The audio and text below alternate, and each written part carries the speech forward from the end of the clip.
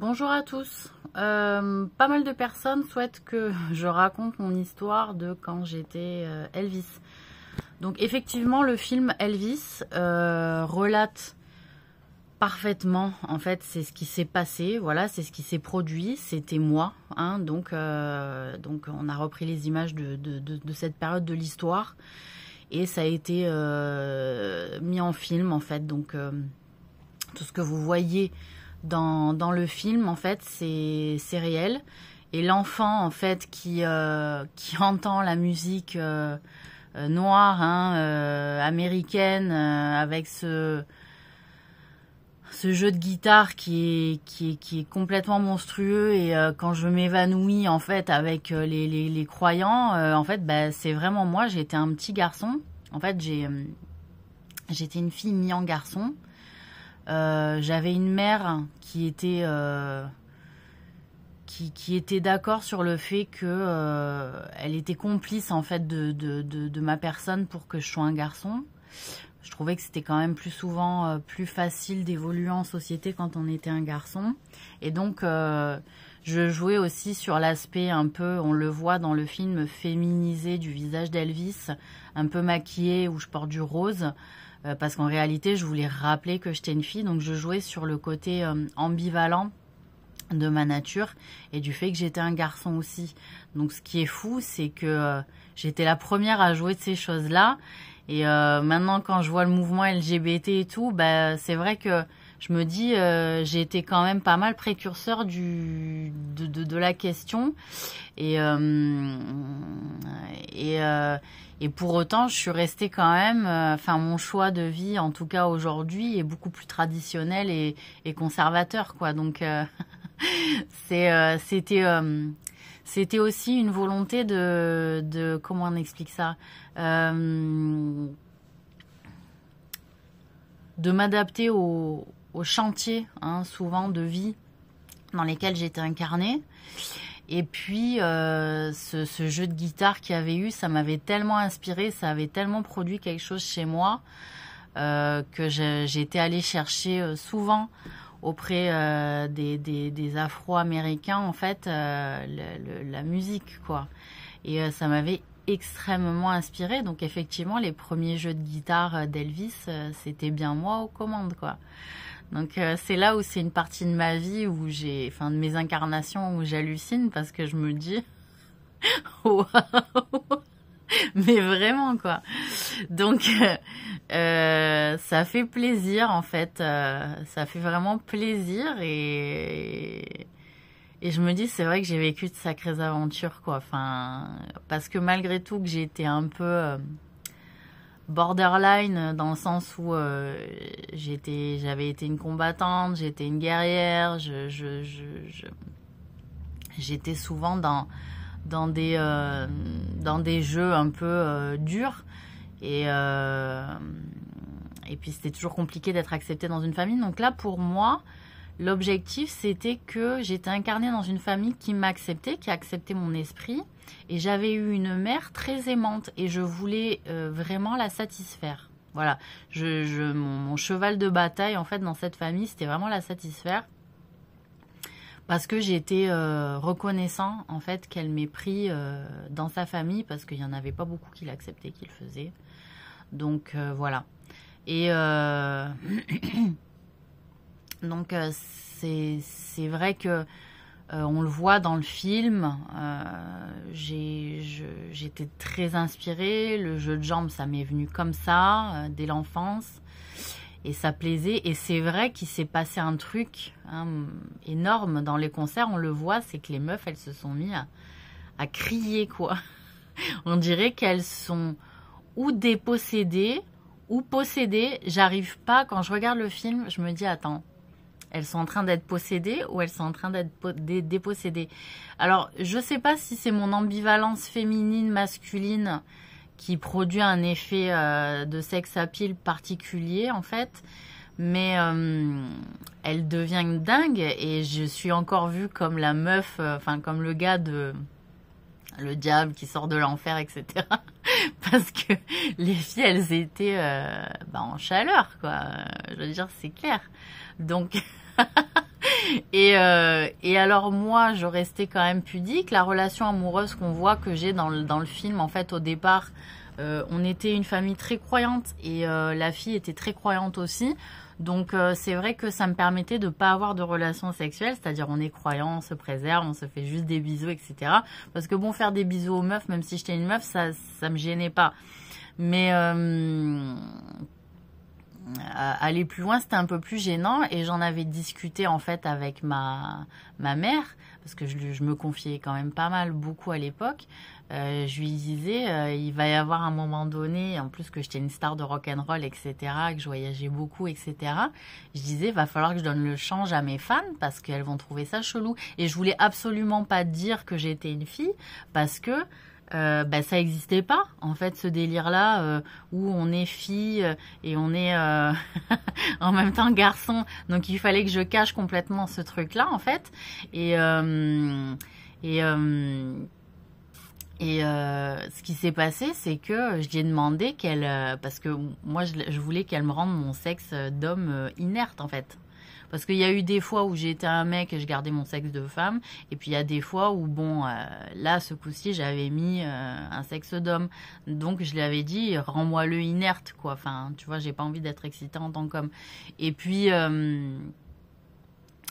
un moment donné, du fait de la star, du star system, etc., j'ai dit, bon, va falloir que je donne le change un peu. Je voulais absolument pas que ce soit découvert mon secret. Et donc, j'ai dit, va falloir que j'ai des rapports sexuels avec des femmes. Donc, c'est vrai que j'avais demandé à ma mère, c'était ma mère, j'avais confiance en elle. J'avais dit, écoute, faut que tu me le rendes pas inerte. Je sais pas si elle avait pas demandé d'ailleurs à une amie ou à une jeune femme à elle de le faire, de me le sortir de l'inertie en fait, mon sexe d'homme. Et donc voilà, et c'est vrai que j'ai eu des rapports, on le voit dans le film, hein, je m'en souvenais plus, mais je me dis ah oui, j'ai eu vraiment des rapports hommes-femmes sexuels avec les femmes. Donc en fait, ce qu'il y a, c'est que j'arrivais pas à aller jusqu'au bout, c'est-à-dire je donnais le change de la bandaison en fait pour que ça fasse un truc pour la fille, mais la fille avait son orgasme et puis moi je m'en fichais. Donc c'est comme ça que ça se passait. Et d'ailleurs ça s'est reproduit dans la série The Night Agent puisqu'on voit que j'ai un rapport avec une fille, bon bah c'est pareil, c'est-à-dire j'arrive pas à aller jusqu'au bout quoi, il y a un truc où c'est mécanique, je prends pas de plaisir en fait à faire l'amour en tant qu'homme, c'est pour en servir à la meuf en fait, c'est pas voilà. Donc là c'était vraiment pour donner le change et en tant qu'Elvis. Et donc effectivement il y a eu cet épisode, pardon, je prie de m'excuser auprès de la personne parce que quand on voit la femme qui rentre dans la chambre d'hôtel en fait où je suis, hein, je lui ouvre la porte, elle est belle, etc. Et donc en fait c'est une femme et là je sais que je vais devoir donner le change, donc ça se passait dans une chambre d'hôtel, je crois que c'était la première fois où je donnais le change vraiment avec une femme. Et en fait, ça c'était... elle avait... dans l'intimité, parce qu'on ne le voit pas dans le film, en fait, ce qui s'est passé, c'est qu'on l'a commencé à le faire, etc. Mais c'était un peu ma première fois, vraiment, avec une femme en tant qu'homme, etc. Et je n'étais pas très à l'aise. Et elle avait... comment on appelle ça? Elle avait découvert mon secret. Que j'étais une fille, en fait. Et où je sais plus si j'en avais parlé. Je m'étais un peu parce qu'elle avait capté qu'il y avait un truc qui allait pas et que c'était pas normal et du coup je m'étais retrouvée un peu à me livrer à elle et en fait je m'étais dit c'est sûr que si je lui dis, parce que j'étais déjà Elvis, j'étais déjà dans un star system très connu, etc., et j'ai dit c'est sûr que si je lui dis elle va être dans la merde. Donc parce que je savais qu'une fan qui a un rapport plus ou moins réussi avec une star, elle va pas se gêner pour ou vendre l'info pour faire les gros titres ou pour raconter à ses copines, etc. Et du coup, ça fait une rumeur. Et du coup, mon secret aurait été découvert que potentiellement j'étais une femme. Et ça, c'était pas possible en fait. À l'époque, c'était pas possible en fait. Voilà, c'était pas possible. Il y avait déjà des gens qui le faisaient la nuit, les drag queens, etc. Mais c'était dans des milieux très secret, etc. C'était pas la star du moment qui donne envie à toutes les femmes. Et en plus, j'étais quand même pas mal décriée sur beaucoup de points de manière où je portais le diable, j'avais une danse diabolique, j'apportais une musique diabolique. Enfin, il y avait tout qui était en rejet, quoi. Hein. Il y avait pas mal de monde qui pouvait utiliser cette info pour me détruire, en fait. Hein. Et je me sentais pas capable d'encaisser des coups et de défendre un projet ambidestre, enfin en bisexuel, en fait, de transgenre, alors que c'était pas un choix en tant que femme de devenir un homme, de changement, c'était juste un moyen de survivre pour moi aussi. Donc je voulais pas être touchée en plus, alors que c'était déjà compliqué pour moi à chaque fois d'avoir une place pour vivre, en fait. Donc effectivement, la jeune femme avec qui j'ai un rapport sexuel raté, en fait, et où finalement je me retrouve dans l'obligation de me confier sur mon secret, je l'ai tuée. Voilà, je l'ai tuée. C'était la seule solution que je voyais parce que je savais qu'elle allait pas tenir le secret et que c'était impossible qu'une fan tienne le secret. Donc je l'ai tuée, voilà, je l'ai tuée. Donc si cette femme est parmi nous, je prie de m'excuser parce que vraiment c'était un cas de force majeure pour moi à ce moment-là. Et donc ça s'est pas réitéré. Après j'ai eu des rapports plus réussis parce que la première expérience avait été un peu mieux comprise. Mais voilà, en fait je tire pas de plaisir à faire, j'allais pas jusqu'à la jouissance, c'est juste, on va dire, je tenais le bâton dur et puis c'est tout. Voilà. Voilà pour... et donc en tant qu'Elvis, qu'est-ce que je voulais dire aussi, c'était un moyen de porter une musique qui était portée par les Noirs en général, qui était aussi dans des lieux secrets pendant la prohibition, etc. Un peu plus en tout cas, parce que le rock'n'roll c'est arrivé un tout petit peu plus tard, mais on voyait quand même beaucoup d'afro dans les lieux de secrets de prohibition. C'était là aussi où vous pouvez prendre une place à l'identique que les Blancs. Je voulais un peu en parler parce que il y avait quand même un moment d'équité à des moments dans cette période-là, puisque tout le monde venait vendre et acheter donc de l'alcool et c'était rentable pour tout le monde, que ça soit multiculturel en fait et que ce soit pas juste réservé aux blancs, aux noirs, etc. C'est-à-dire bon, on se mélange tous parce que c'est plus payant. Donc j'ai envie de dire aussi, il y a un côté où le racisme n'est pas un enrichissement pour les sociétés, pour les entreprises non plus. Et il n'y a pas vraiment de voie positive dans ce chemin-là, à part de dire ceci m'appartient et ceci ne t'appartient pas. Et bon, voilà. Donc, je sais pas, moi j'ai participé au mouvement hippie aussi, donc j'ai eu d'autres expériences de vie. J'en ai vu aussi les limites aussi de l'expérience hippie, hein, évidemment, quand tout le monde a lâché le mouvement et a pris place dans la société pour avoir un statut qui leur semblait digne d'eux, donc voilà. Donc ça n'a pas duré vraiment dans le temps non plus. Mais le mouvement rock'n'roll, c'était aussi une libération des mœurs, c'était la libération sexuelle aussi. C'était la libération pas que sexuelle, j'ai envie de dire la libération de l'amour, la liberté d'aimer qui on veut, la liberté de s'aimer sans passer par forcément le modèle traditionnel des fiançailles, du mariage, etc. Donc, et petit à petit, on est arrivé à ce mouvement hippie aussi par le biais du rock'n'roll, où on s'est aimé et on s'est respecté de manière générale en fait et généreuse pendant au moins une dizaine d'années. Voilà. Hein, bon.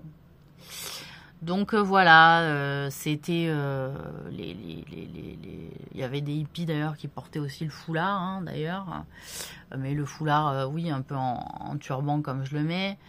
Il y avait un mélange de cultures, tout le monde discutait entre eux sur les différents modèles de société, les différents modèles familiaux. C'était la jeunesse aussi qui se rencontrait, qui partageait des sagesses, des auteurs.